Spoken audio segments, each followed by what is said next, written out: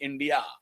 अब मैंने जो आपको कुछ दिन पहले ये खबर सुनाई थी कि सलमान खान का एक डॉसियर मिनिस्ट्री ऑफ होम के पास पड़ा हुआ है, क्योंकि आप ध्यान दें कि इसी साल के शुरुआत में दिल्ली में 13,000 करोड़ का ड्रग पकड़ाया था और उसका एक खेप मुंबई से लेने के लिए चल दिया था, जो कि 15 किलो ड्रग मुंबई जाना था और उसके बाद पूरे देश में सप्लाई होना था। कांगला पोर्ट पर भी हुआ था, जो अडानी का पोर्ट है, उस पर भी 3,000 करोड़ का से ऊपर का ड्रग पकड़ाया था।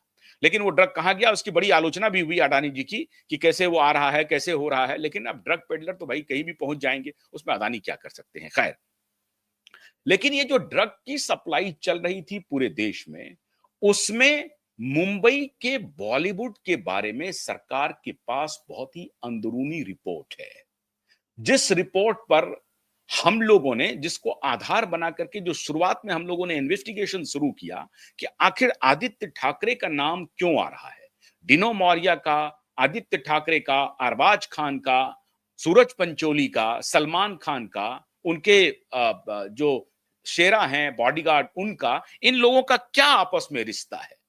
इन लोगों का रिश्ता पता चला कि इन लोगों का रिश्ता व्यापारिक है और वो व्यापारिक रिश्ता कोई कंस्ट्रक्शन का काम नहीं कर रहे हैं। हालांकि एक काम और भी कर रहे थे डिनो मौर्या, कंस्ट्रक्शन का काम नहीं कर रहे हैं, वो कोई स्कूल चलाने का या हॉस्पिटल चलाने का काम नहीं कर रहे हैं। ऐसे कोई व्यापारिक रिलेशन नहीं है। इनके बीच रिलेशन किस चीज का है? इनके बीच रिलेशन है ड्रग के सप्लाई का, ड्रग बेचने का रिलेशन है। और ये जो ड्रग कार्टेल है, इसको कौन एक्सपोज करती है साहब? Narcotics department. और नारकोटिक्स डिपार्टमेंट ने सुशांत और दिशा की मौत में जब एक्टिव हुई थी नारकोटिक्स डिपार्टमेंट ने, तो समीर बानखेड़े ने 3,000 पेज का डॉसियर तैयार किया था। अब इस डॉसियर के आधार पर सीबीआई ने रिया चक्रवर्ती को अरेस्ट नहीं किया, कुछ भी नहीं किया, लेकिन 3,000 पेज का जो डॉसियर था, वो डॉसियर सरकार के पास है। सरकारी काम साहब धीरे धीरे चलती है। और तब जैसा कि आप देखें कि एक ही डिपार्टमेंट में अलग अलग स्टेक होल्डर्स हैं, एक ही डिपार्टमेंट में। एक ऑफिसर है जो इस धंधे को चलाने में मदद कर रहा है, एक ऑफिसर है जो इस धंधे को दबाने में मदद कर रहा है, एक ऑफिसर है जो इस धंधे को एक्सपोज करने में मदद कर रहा है और इस धंधे को बंद कराने में मदद कर रहा है। तो ये 3 प्रकार के एक ही डिपार्टमेंट में आपको ऑफिसर मिल जाएंगे। कैसे, वो भी सुन लीजिए आप। समीर मानखेड़े ने जब शाहरुख खान के पुत्र को गिरफ्तार किया, आर्यन खान को, तो उसी डिपार्टमेंट के ऑफिसर ने समीर बानखेड़े के खिलाफ इंक्वायरी लॉन्च कर दिया और समीर बानखेड़े के खिलाफ यह कहा कि भाई शाहरुख खान से समीर बानखेड़े 30 करोड़ की डील कर रहा था बेटे को छोड़ने के एवज में। ये कौन कर रहा था? ये कहानी कहां से आई? उसी नारकोटिक्स डिपार्टमेंट से आई है। आज दोनों के दोनों ऑफिसर को अलविदा कह दिया गया है। जो दोनों ऑफिसर थे मुंबई में, जो यहां से दिल्ली से भी गए थे, उन दोनों को अलविदा कह दिया गया है। दोनों को कहा गया है कि भैया आप अपना बोरिया बस्तर बांध लो। और वो एक तो उसमें नेतरहाट स्कूल से आए थे, इसलिए मैं नेतरहाटियन के बारे में बोल रहा हूं। मैं पूरी मजबूती के साथ और बहुत ही जिम्मेदारी के साथ कह रहा हूं कि मुझे आज तक नेतरहाटियन जो मिले हैं, उसमें बहुत कम संख्या में ईमानदार मिले हैं, जबकि वो स्कूल बहुत शानदार था। नेतरहाट स्कूल के बारे में आप सभी जानते हैं, बिहार में, अब वो झारखंड में चला गया है। नेतरहाट स्कूल एक ऐसा स्कूल था जिसमें पढ़ने के लिए पेरेंट्स अपने बच्चों को जब भेजते थे तो बहुत गर्व होता था। ये नेतरहाटियन, अभी अभी जो ये माननीय देवेंद्र भारती मुंबई पुलिस कमिश्नर हैं, ये भी नेतरहाटियन ही है, ये भी हाटियन ही है।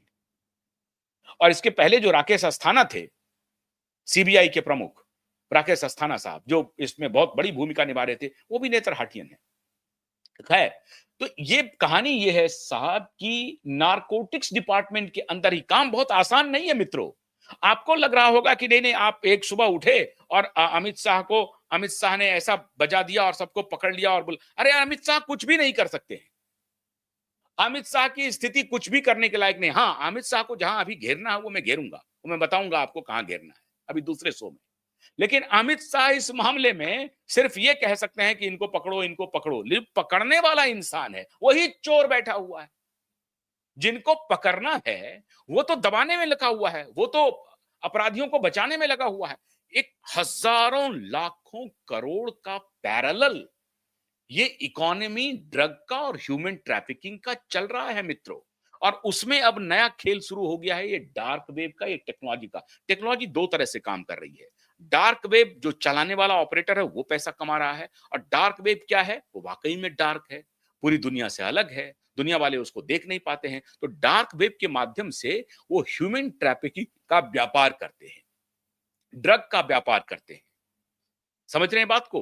तो शोध करने वाले, जब हम लोग शोध करना शुरू किए थे दिशा सुशांत की हत्या के बाद, तो पहली बार, और मैं समझता हूं कि देश को भी बहुत कम लोगों को मालूम होगा, पूरे देश के आम जन को अगर डार्क वेब के बारे में जानकारी मिली होगी, तो वो जानकारी दिशा सुशांत की हत्या के बाद ही मिली होगी। आज सरकार ने उस डार्क वेब को ऑफिशियली संज्ञान में ले लिया है। और खबर मुझे आ रही है मित्रों कि इस बैठक में, जो इसी सप्ताह होने जा रही है, इस बैठक में मुंबई का जो खास तौर से डोजियर तैयार हुआ है, डिनो मौर्य, सलमान खान, सूरज पंचोली, मैंने कहा था वो खैर नहीं है इन लोगों की, और खैर नहीं होने वाली है। तो सूरज पंचोली, डिनो मौर्य, सलमान खान, रिया चक्रवर्ती, सौविक चक्रवर्ती, इन सबके नाम उन डॉजियर में हैं, और ये सभी हिट लिस्ट पर हैं, हिट लिस्ट पर।